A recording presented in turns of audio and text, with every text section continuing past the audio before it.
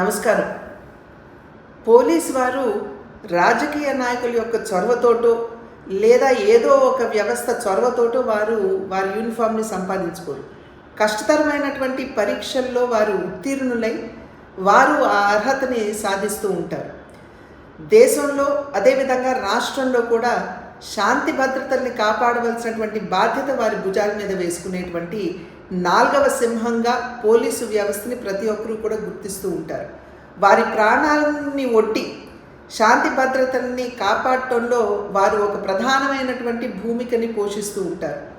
అటువంటి 4వ సింహంగా పరిగణించబడుతున్నటువంటి పోలీస్ వ్యవస్థని ఉద్దేశించి జగన్మోహన్ రెడ్డి గారు బట్టలోడదీసి కొడతాము అని చెప్పటం ఇది సర్వత్రా ఖండించవలసినటువంటి అంశంగా నేను భావిస్తున్నాను. ఈరోజు ఏదైతే రామగిరిలో జరిగిందో, రామగిరి సత్యసాయి జిల్లాలో ఉన్నటువంటి సందర్భంలో సత్యసాయి జిల్లా ఎస్పీ ఒక మహిళ అనేటువంటి విచక్షణ కూడా కోల్పోయి ఈ రకంగా వ్యాఖ్యానించడం అనేది ఇది సమంజసం కాదు అని చెప్పి జగన్మోహన్ రెడ్డి గారికి తెలియజేస్తున్నాం.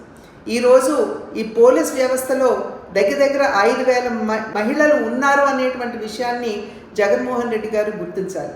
ఇది కేవలం మహిళలు మాత్రమే కాదు, ఆ వ్యవస్థలో పనిచేస్తున్నటువంటి మహిళలు లేదా పురుషులకి సంబంధించి మాత్రమే కాదు, అసలు ఆ వ్యవస్థను కించపరచడం ఈ రకంగా వ్యాఖ్యానించడం అనేది ఇది ఎవరూ కూడా స్వాగతించదగ్గ విషయం కాదు అని చెప్పి తెలియజేస్తూ ఆ వ్యవస్థకి ఇవాళ జగన్మోహన్ రెడ్డి గారు క్షమాపణ చెప్పాలని చెప్పి భారతీయ జనతా పార్టీ డిమాండ్ చేస్తుంది. మరిన్ని వీడియోస్ కోసం ఛానల్ ని సబ్స్క్రైబ్ చేయండి. లేటెస్ట్ అప్డేట్స్ కోసం వాట్సాప్ ఛానల్ ని ఫాలో అవ్వండి. ఆ లింక్ డిస్క్రిప్షన్ లో ఉంది.